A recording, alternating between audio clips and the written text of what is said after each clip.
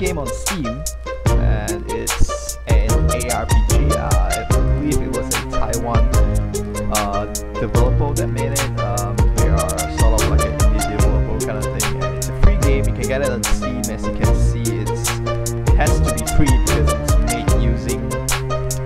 You can see from the graphics, it's totally taken from Ragnarok Online, the High Priest and the Swordsman, and even the names and the idea like Eternal Power and all those kind of things, the demons and all those kind of crap. The storyline itself plays with the genre of Ragnarok Online. The first one, of course. The second one was terrible, but the first one was great. And that's the whole idea. The story is pretty simple. You play as the adopted sister of this high priest, and you are a swordsman, cursed, and sort of things, and you go on an adventure to look for your elder sister. There's 3 endings to the story, which isn't too hard to find, and the story itself is pretty simple as well. The gameplay is very, very simple. You have 4 skills, and you use the skills basically with QWER, and you move around with the arrow button, or if you use the numpad works as well. So the options are pretty simple. Playing it full screen is much better on graphics wise.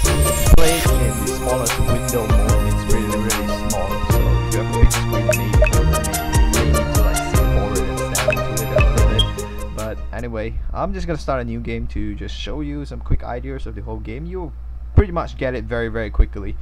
The story is pretty simple. It is a very, very well played, well written storyline.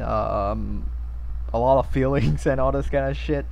You're probably gonna cry a lot if you're one of those very emotional guys and get moved by it very easily. The stories was very, very well written. Sort of like the storyline in general, plot is probably quite predictable, you would say, but the way it is presented is really, really nice. And I'm not gonna spoil the story too much for you, so I'm not gonna go into too much of the story. If you want it, I'm gonna do a triple ending story, like all the 3 endings. I'm gonna show it up, and I'm gonna upload it in 3 different videos. You could go look at that, and if you look at the ending, you more or less get where the storyline is going to bring you towards. So I suggest that you don't, if you really want to play the game. It's not that long. I finished the whole game and all the endings. Once you reach the end, you just need to save them in separate save files to get all the endings, and I'm just gonna tell you that right away. So it's actually pretty simple, and so that's about it. So but once you watch the ending, you more or less get where the whole plot and setting and storyline is going to bring you towards. So I do strongly suggest you do not read these. And the whole game is played in this Tower of Eternity, and it's about finding his very strong power and that sort of things. And the game itself is pretty easily, and I've already finished the game. So this is just movement left, right, and all you need to do is walk towards a monster, and that's about it. Move towards doors. You press enter to interact with objects. And the music honestly is really, really nice. The music is really, really nice. The idea, of course, is that you have as you can see, there's attack, there's defense, there's your attack skill and your attack defense, your chance of being critical, your evasion. And evasion, every time you touch a monster, as you can see, it's more like I hit you once and you hit me once as well. I deal 300 damage, the monster deal 1. And evasion sometimes means you break that particular attack. And it is pretty easy, honestly. Very simple gameplay wise. You pick up items as you play along to craft, which you will get later on in the rest of the series. The idea is pretty simple. You craft items, and it's not terribly hard to fight. There's 3 stages in the game in total. The first stage is the forest, the second stage is the demon castle, and the third stage is the chapel. And in each stage you collect 2 types of materials, one for the weapon and the gloves, a gauntlet, not gloves. The other material is to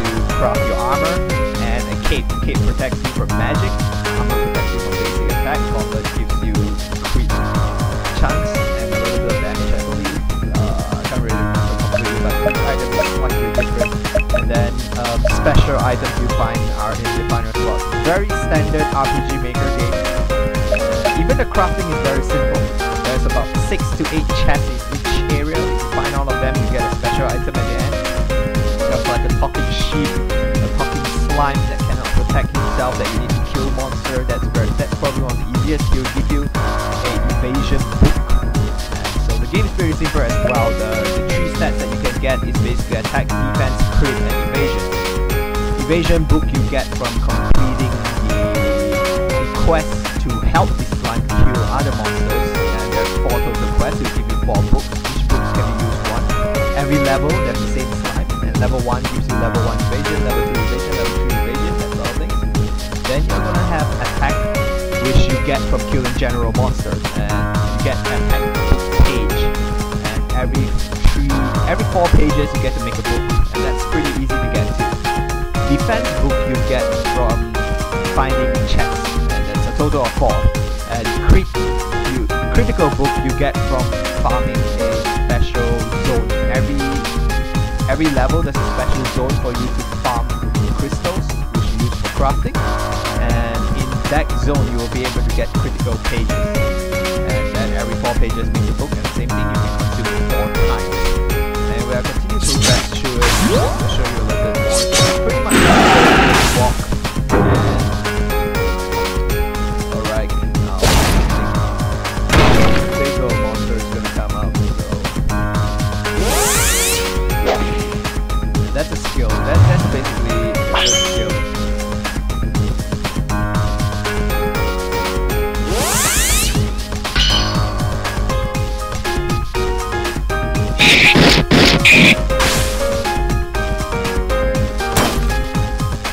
Of the story where your sword breaks.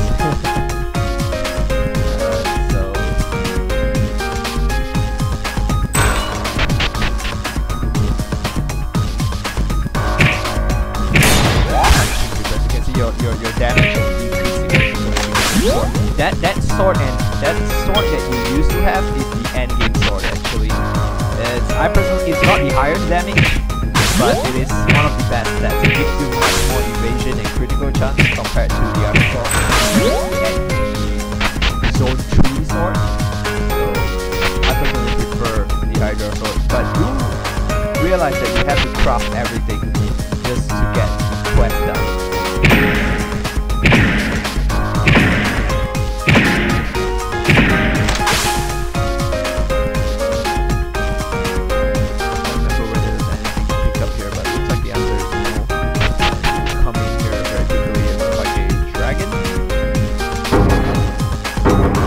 The earlier phases, more or less, well, almost everything is more or less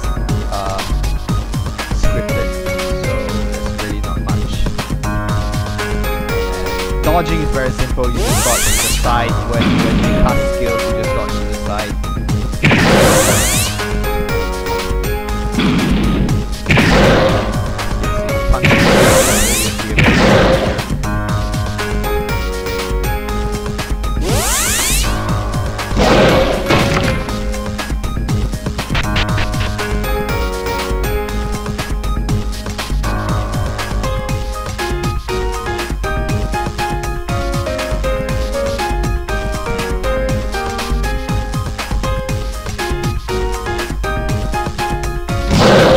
Throughout the story, you will also slowly get flashbacks, and you will slowly start learning the true plot of the story and all this kind of thing. Alright, so pick the sword up. Pretty good. Do more damage and just run away and dodge it. Most of the monsters don't move, most of the bosses don't, so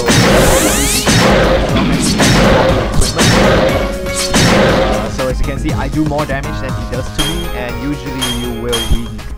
The other bosses are it's almost like a flat platformer. And you see your violet armor has been damaged. That's also another critical armor thing that you need to forge later. And a quick idea for you to get is that at every region when you complete it, you get a violet crystal. The violet crystal can be used to craft your sword or your armor. So it's really up to you. You need 2 crystals to craft the armor and 1 crystal to craft the sword. You reach that point at the end of the zone, so right before you fight the final boss. So the idea is that you could either get the sword at the end of region 1 and do a lot of damage through region 2 and 3, or you could get your armor at level 2 at end of region 2 and have a very high defense at level 3. And that's really up to you, but to get the full set, it's only at the end of level 3, right before you fight the final boss. So that's a decision you have to make yourself. For me, I went for the sword. I personally think dealing more damage is more important, and some of the bosses, the mini bosses, are pretty dumb. So they don't move at all, so you can just hit them a few times and go to a second regen, and come back and hit them a few times, go back and regen. But anyway, this is the first flashback. Almost every time you kill a important story boss, you get a flashback.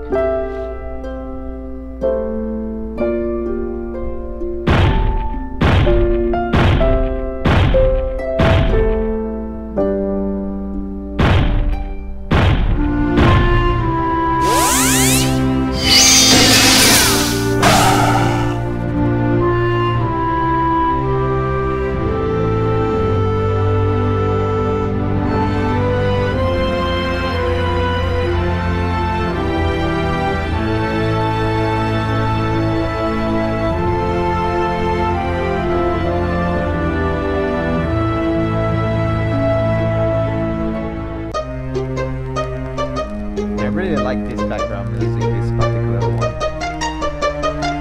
It's really nice, but it repeats itself over and over again. So in general, the game is pretty much very simple. The storyline is very nice. I truly suggest you play. It'll probably take an hour or 2 if you really love exploring around, or if you're really terrible at spotting stuff and you can't find the chests and all that kind of things. It's pretty direct actually. There are some that are pretty tricky. In Zone 2, you will notice some that are slightly harder to find, but it's really pretty straightforward. In general, you probably find some guides online to those, and that's about it. The game itself, as you can see, the gameplay is pretty simple. You just move around, just run into monsters to kill them, literally, and just crafting is very simple as well. You find the controls is very simple. Skill lever, as you can see, every time you kill monsters, you get skill points, and you use that to level up your skills. Button, X, C to open the crafting menu, so even the controls are pretty much straightforward. The only problem I have is that to come into here to open full screen, you press F1. In general, this is the basic idea for, and you can see here you can switch this around a little bit as well, but you do have to try to identify the keypads and all those things. I just played with the default key because it's really simple anyway. There's really not much point to change it. And to launch it full screen, or to really control the, if you prefer to play it in the window mode, you will have to come into the game. As you can see in the main menu, there wasn't a place where you can actually switch it around. So that's something that I don't like it that much, but it's really not that graphics are really nice. As in these CGs, the pictures, the still pictures are really nice as well. So, and now you just go back into the game. You'll wake up every time you have a flashback. Basically, you lose consciousness, you passed out, and I'm just gonna show you one last thing. Basically, the menu area. Okay, so you just continue to move around, and so basically you have to come into the settings. And that's the volume settings.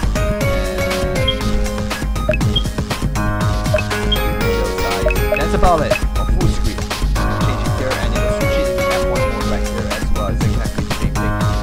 There's 1, 2, 3. At 3, it's really blurry. So if you would love to play in 3, I personally tell you to play in full screen.